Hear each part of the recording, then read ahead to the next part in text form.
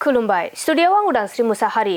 पर्बतजरानि मंगलाजरायाव रंजालि बैसागु फोरबो खुंफुंनाया जोबनानै थांबाय।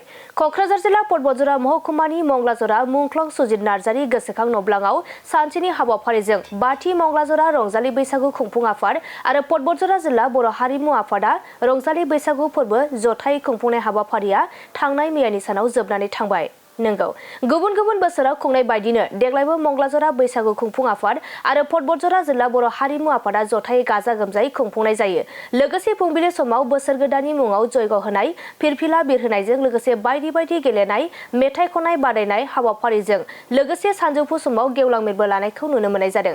बे गेवलां मेलखौ मासि लाना सामलायो गौरीकान्त ब्रह्म बिथाङा आरो गाहाय आलासि महरै बाहागो लायो साहित्य एकाडेमि बान्था मोनगिरि आरो पर्बतजरा जिल्ला बर' थुनलाइ आफादनि बारग' आफादगिरि अम्बिकागिरि हाज'वारि बिथाङा। लोगोसे पर्बतजरा जिल्ला बर' हारिमु आफादनि बारग' आफादगिरि गसाइ खुंगुर ब्रह्म, मंगलाजरा दखरा बर' समाज आफादनि आफादगिरि बिश्वनाथ बसुमतारी, लोगोसे ओनसोलनि मेलेमजिबि बिथांमोननि बाहागो लानाय आरो ओनसोलनि गोबां रायजो राजाफोरनि बाहागो लानायजों मेला आबुङै जोबनानै थाङो। नैबे मिडिया नायगिरिफोरनिसिम आङो मंगलाजरा बैसागु खुंफुं आफादनिफ्राय अननाय सिबिनाय खुलुमहरनायखौ जासिहरग्रोनाय जाबाय। जों दिनैहाय मंगलाजरा बैसागु खुंफुं आफाद आरो पर्बतजरा जिल्ला दुलाराय हारिमु आफादजों जथायै दिनैहाय जोङो नैबे जोंनि सुजित नार्जारि अडिट'रियाम हलाव जों सानसेनि हाबाफारि लानानै बैसागुखौ खुंफुंनाय जाबाय। दा बे समाव जोङो फुंनि हाबाफारियाव जोङो जयग'नि गेजेरजों जोङो दिनैहाय जोंनि पर्बतजरा जिल्लाया रायजो जानायाव जोङो जाहाथे सुख सान्थि रायजो जानो हानायनि जों आफा इसोरनाव आर'ज गाबग्रोनाय जाबाय। बिनि उनाव जोङो गेवलां मेल लादों। गेवलां मेलाव जों आलासि महरै मोननो हादों जोंनि बर' थुनलाइ आफादनि बारग' आफादगिरि अम्बिकागिरि हाज'वारि सारखौ जोङो गाहाय आलासि हिसाबै मोनबोदों। आरो जोंना दा नै मोनाबिलियाव जोंहा बादायलायनाय हाबाफारि दंबावो। बेयाव जोङो पर्बतजरा जिल्लानि मोनब्रै आन्सलिकनिफ्राय नुजाफैनो हादों। थिपकाय, मंगलाजरा, बासबारि, काजिगावनिफ्राय बादायारि बिथांमोनहा। दा जों बिथांमोनखौ बादाय होगोन। बेवहाय जुदि बैसागु बोथोर मा फालिगोन रायजो राजाफोरखौ?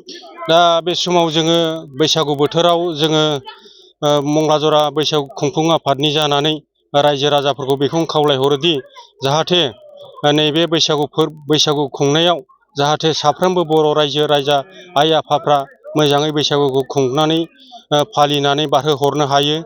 आं बेखौनो खावलायहरो। दिनैहाय आङो मंगलाजरा जोंनि मंगलाजरा हालामाव थानाय जोंनि बे सुजित नार्जारि जे मेमरियेल हल बेवहाय पर्बतजरा जिल्ला बर' हारिमु आफादनि सेथि रंजालि बैसागु बराय खुंफुंनाय हाबाफारि लोगोसे मंगलाजरा ओनसोलनि खुंगा बाथि रंजालि बैसागु फोरबो फालिनाय हाबाफारियाव बाहागो लानो मोननानै जोबोद गोजोननाय मोनदों। गिबियावनो नैबेवहाय मिडिया नोंथांमोननिसिम आं गाहाम हामलायनायखौ जासिहरदों। दिनैहाय जोंनि बे मंगलाजरा हालामाव जोंनि मंगलाजरा ओनसोलनि रायजो राजा बिथांमोनहा बोसोरफ्रोमबो खुंबोनाय बायदि देग्लायहाय बाथि खेब रंजालि बैसागु फोरबोखौ खुंफुंबोबाय। आरो बेजों लोगोसेनो पर्बतजरा जिल्ला जे बर' हारिमु आफाद दङ बिथांमोनहाबो गिबि खेब देग्लाय बोसोराव मंगलाजरा नैबे सुजित नार्जारि मेमरियेल हलावनो बिथांमोनहाबो गोदान बोसोर बैसागु 1433 मायथाइनि जे बैसागु फोरबो बेखौ बरायनाय हाबाफारिखौ लानाय जादों। आरो बेवहाय गाहाय आलासि हिसाबै आंखौ लेंहरदों। बेजों लोगोसे मेल बेखेवगिरि हिसाबै जोंनि मुस्रि पियारि महन ब्रह्मखौ हांख्रायदों। लोगोसेयैनो जोंनि पर्बतजरा जिल्ला बर' थुनलाइ आफादनि आफादगिरि बिथां खोमदोन कसारि बिथांखौबो माखासे हाबाफारियाव बाहागो लानो थाखाय बेखेवगिरि हिसाबै लेंहरदों। आरो बेवहायनो ओनसोलनि गासै रायजो राजा बिथांमोनहा दिनैहाय फुंनिफ्राय हाबाफारि लानानै गाजा गोमजायै सानसेनि हाबाफारिजों गोदान बोसोर रंजालि बैसागुखौ बरायनो थाखाय साखाफारा जादों। बेवहायनो बिथांमोनहा फुंबिलियाव जयग' हुथि होनायजों लोगोसे फिरफिला उरायहोनायनि उनावहाय मोनसे सावराय मेल लादों, गेलेमु आयदा लादों। लोगोसे नैबे बेलासि समाव बिथांमोनहा मोसानाय बादायनाय हाबाफारिखौ लादों। लोगोसेयैनो रायजोयै उदाङै मोसाग्लांनाय मोनसे हाबाफारि लादों। दा बेवहाय मोनसे गोजोन बाथ्राया बेनोदि देग्लायनि मेट्रिक आनजादाव पास जानाय फरायसुला फरायसुलि फंबाय बिनानावमोननो आङो देग्लायनि बोसोराव जाहाथे बिथांमोनहा गोदान बोसोरजों लोगोसे गावसोरनि जिउ दानायाव मोजाङै सोलोंथाइखौ लाहैनो हायो बिनि थाखाय बिथांमोननो आं साबायखर जासिदों। बे हालामावनो जोंहा डिमासा ब्रह्म बिथाङा दाखालिनि मेट्रिक आनजादाव बड' आयदायाव 100आव 100 नाम्बार लाखिनो हानानै बिथाङा गावनि रोंगौथिखौ दिन्थिनो हादों। आङो बिथांनिसिमबो साबायखर जासिदों।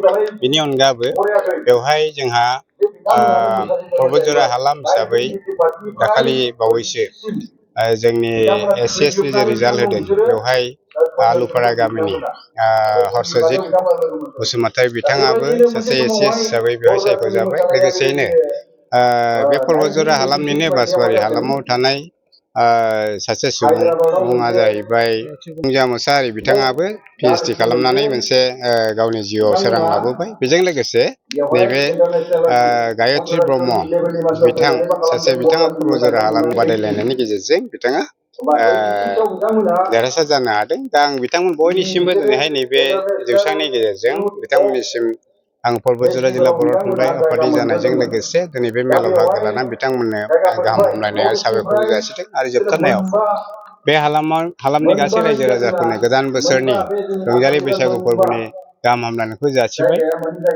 बिथांमोननि जिउ लामायाव जाहाथे देग्लायनि गोदान बोसोरा बयनिबो आलो गोजोन आरो रामै जाहाथे जिउखौ खुंलांनो हायो बा गाहामै गाहाम जिउखौ खुंलांनो हायो बेनि थाखाय गाहाम हामलायथिनाय जासिबाय। बैसागु बोथोरनि बिथांमोननो बयनिसिमबो आंनि खुलुमनाय आरो सिबिनाय जासिनानै दिनैहाय बेयावनो फोजोबनाय जाबाय।